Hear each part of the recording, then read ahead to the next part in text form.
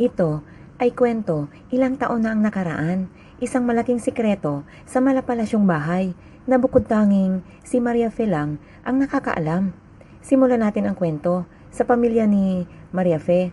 Ang tatay niya ay isang mangingisda. Mula pinanganak ay puro na sila hirap.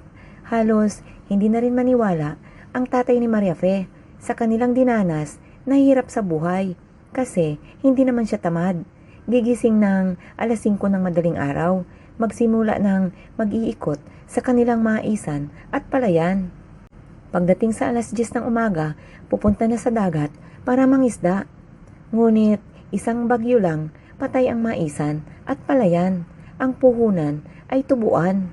Habang tinitingnan niya, ang ibang kapitbahay ay malayong malayo sa kanila ang katayuan nito.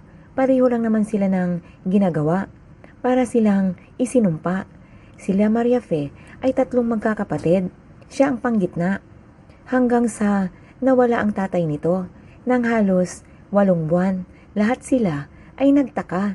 Ang buong akala nila ay namatay ito sa dagat. Kasi ang huling paalam nito ay mangisda at kasamang nawala nito ang kanyang bangka. Isang gabi ay bigla na lang itong dumating at nagsabing magligpit sila at lilipat na sila ng bahay. Saka na lang daw ito magpaliwanag pagdating doon. May sasakyan na rin ito at siya ang nag-drive. Halos 7 oras ang biyahe nila nang tumigil sila sa isang malapalasyong bahay. Nagtinginan sina Maria Fe at ang nanay niya. Bumaba naman ng sasakyan ang tatay nila at hinakot ang mga gamit nila papasok sa bahay. Sumunod lang sila sa tatay nila. Pagpasok nila sa bahay ay iba kaagad ang naramdaman ni Maria Fe. Parang may mali sa bahay. Ito ay may 5 kwarto. Napakalaki ng living room. Ang ibang kagamitan ay natatakpan pa ng puting tela. Sa living room ay bukod tanging isang malaking wall clock na pendulum. Gawa ito sa kahoy. Ang pendulum na wall clock ay ito yung may maliit, mabigat na nagduduyan kaya naririnig mo ang bawat galaw ng segundo nito. At tuwing alas 12, alas 3, alas 6 at alas 9, ito ay tumutunog na parang kampana. Kapag alas 9 ay tutunog ito ng 9 na beses. Kaya kahit sa higaan ka, alam mo kung anong oras na. Ang wall clock na nasa dingding ay parang kakaiba. Tinitigan niya ito. Pinansin siya ng tatay niya. Sinabi nitong ayusin na ang mga gamit nila. Ito na ang magiging bahay nila mula ngayon. Isang gabi, narinig ni Maria Fe ang usapan ng kanyang mga magulang. Nagtanong ang mama nito kung paano siya nagkaroon ng pera. Sinabi lang ng papa niya na wag nang alamin, ang mahalaga ay umasenso na sila. Tuloy ang buhay nila, normal naman. Bukod tanging si Maria Fe lang ang iba ang pakiramdam. Ang hindi alam ni Maria Fe ay may alam ang tatay niya na may pag-aalinlangan siya. Isang gabi, habang tulog na ang lahat, ay biglang tumunog ang relo ng 12 beses. Alam na ni Maria Fe na alas 12 na ng hating gabi. Hanggang sa nakatulog na ito, kinabukasan ay nagkagulo sa barangay nila. May natagpo ang patay sa bundok. Sinaksak ito. Sinaksak ng walang awa at hindi nabigyan ng hustisya. Galing ito sa birthdayhan sa kabilang bayan. Narinig pa ni Maria Fe na may 8 anak ang nasabing namatay. Paano na nito buhayin ang mga naiwang bata? Naisipan ni Maria Fe na maglinis ng buong kabahayan nang biglang makita niya ang isang kutsilyo na may bahid pa ng dugo. Umakyat ang nervyos nito hanggang sa ulo. Binalik niya ito kung saan ito nakalagay at nagkunwaring wala itong nakita. Wala siyang pinagsabihan kahit isa.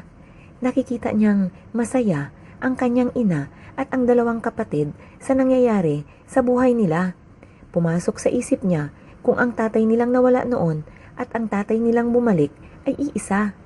Nasa ganong pag-iisip siya nang biglang nagsalita ang tatay niya na sinabi nitong ang tatay niya na nawala at ang tatay niya na bumalik ay iisa. Nagulat naman si Maria Fe sa sinabi ng tatay niya. Paano nitong nabasa ang iniisip niya? Hindi na siya sumagot dito. Umalis siya at nagkunwaring naglilinis. Umalis din naman ang tatay niya at sinabi nitong may dadalawing bagong kaibigan. Hinanap ni Maria Fe ang kanyang nanay. Nilapitan niya ito at magsisimula na siyang magtanong tungkol sa tatay niya nang magsalita ang nanay nito na huwag problemahin ang mga bagay-bagay na wala siyang alam. Hindi na naituloy pa ni Maria Fe ang lahat ng kanyang katanungan. Naisip niya na may alam ang nanay niya. Feeling ni Maria Fe ay nag-iisa siya. Walang handang makinig sa kanya. Pinuntahan niya kung nasaan ang kutsilyong nakita niya nung isang araw. Ngunit wala na ito doon. Napaisip naman siya na umalis ang tatay niya at nawala ang kutsilyo sa lagayan nito. Kinabahan na siya. Mamaya-maya lang ay baka may patay na naman. Naisip ni Maria Fe. Kinagabihan, dumating ang tatay nito at nag-aabang siya kinabukasan kung may balita pero wala. Naguluhan na siya. Pakiramdam niya, pilit itong tinatago ng tatay niya.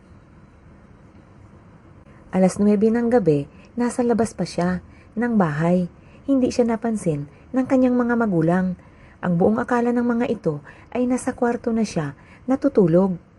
Papasok na siya nang marinig niya na nag-uusap ang kanyang mga magulang. Ang nanay nito ang nagsasalita. Narinig niyang binanggit ang pangalan niya at sinabing nag-iiba daw ang kilos nito. Maraming tanong at parang palaging takot. Sumagot naman ang tatay nito na huwag pansinin at naninibago lang sa bago nitong tirahan. Sa sobrang nervyos ni Maria Fe ay natabig niya ang paso na nasa tabi ng pinto. Mabilis na tumakbo ang mga magulang nito papalapit sa pinto. Mabuti na lang at nakapagtago siya. Inakala ng mga magulang niya na pusa ito. Pumasok na si Maria Fe sa kwarto niya at nagtalukbong ng kumot hanggang sa nanaginip siya. Nakita niya sa kanyang panaginip na sinasaksak ng tatay niya ang kapitbahay nilang madalas nitong kausap. Napabangon siya. 11:30 ng gabi. Uminom siya ng tubig at saktong pagbalik sa higaan ay nagbel ang pendulum. Binilang niya ito 12 beses. Ibig sabihin, hating gabi na. Bumalik na siya sa higaan at natulog. Kinabukasan, nakitang patay ang kapitbahay nilang nasa panaginip ni Maria Fe ay pinatay ng tatay niya. Nang marinig niya ito, dali-daling pinuntahan niya ang kutsilyo at nandoon ito, may bahid ng dugo. Pumatay na naman ang tatay niya. Piping isip ni Maria Fe, hindi niya ito ginalaw. Iniwan niya ito kung saan ito nakalagay. At umaktong parang wala siyang alam. Tinawag siya ng kanyang tatay. Tinanong kung okay lang daw ba siya. Tawag pa lang ng tatay niya ay kinabahan na siya. Mamamatay tao ang tatay niya. Hindi na kaya ni Maria Fe ang mga nangyayari sa bahay nila. Walang pakiramdam ang nanay at mga kapatid niya. Hanggang isang gabi may bumulong sa kanya na kailangan niyang patayin ang tatay niya. Sa susunod na pagbel ng pendulum ng hating gabi, kung hindi niya mapatay ang tatay niya, ay siya ang mapapatay nito. Itim na ang mga mata ni Maria Fe. Wala itong tulog. Inaabangan niya ang pagbel ng pendulum para hindi siya maunahan ng kanyang tatay. Kinabukasan ay isang malakas na sigaw ng kanilang ina ang nagpagising sa kanilang magkapatid. Patay ang tatay nila. Sinaksak ito habang katabi ng nanay niya. Sinaksak ito habang tulog. Tumakbo si Maria Fe sa taguan ng kutsilyo. Nandun ang kutsilyo, may bahid ng dugo. Pagkatapos ng libing ay kinausap ng nanay si Maria Fe.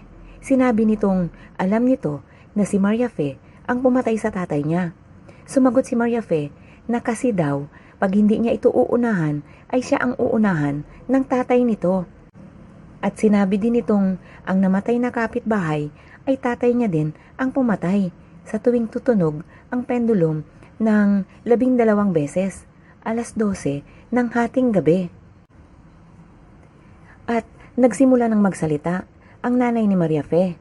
Maria Fe, ikaw ang pumatay sa kanila at wala tayong pendulum na wall clock. Hindi mo kasi matanggap na mahirap tayo noon. Naiinggit ka sa mga kapitbahay natin na mga asensado.